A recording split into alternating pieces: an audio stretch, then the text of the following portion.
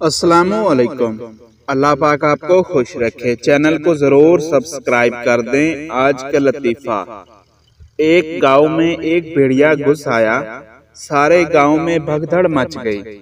एक बहुत ही मोटी औरत अपने खावन से बोली, आओ हम भी भाग जाएं, कहीं भेड़िया हमें भी उठाकर न ले जाए। खावन बोला, तुम घबराओ नहीं, वो भेड़िया है, क्रेन नहीं। शोहर का हाल। मियाँ बीवी शॉपिंग के लिए बाजार गए। बीवी ने कहा, कितनी अजीब बात है कि मेरे पास दुपट्टा है, सूट नहीं, अत्तर की शीशी है पर अत्तर नहीं, अंगूठी है मगर हार नहीं, और मोजे हैं पर जूते नहीं।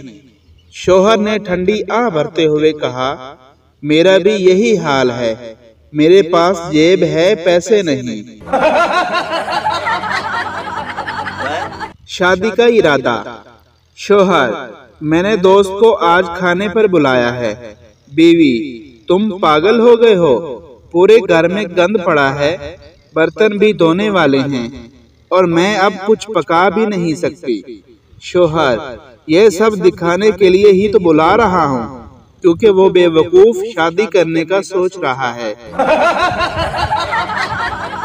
चलाक से हलाक। एक प्रोफेसर शादीशुदा जिंदगी पर तकरीर कर रहा था। प्रोफेसर ने सवाल किया, कौन चाहता है कि उसकी बीवी चलाक हो जाए? सब बैठे रहे, सिर्फ एक आदमी खड़ा हुआ। प्रोफेसर, क्या आप चाहते हैं कि आपकी बीवी चलाक हो जाए? आदमी मायूसी से, चलाक? अच्छा, मैं समझा हलाक, सॉरी। बीवी का खलूस। एक आदमी 12 साल बाद जेल से रिहा होकर मैले कपड़ों में थका हुआ घर पहुंचा। बीवी, कहाँ घूम रहे थे इतनी देर?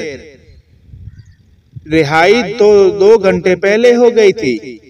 बीवी का खलूस देकर आदमी वापस जेल चला गया। लोहे का गिफ्ट।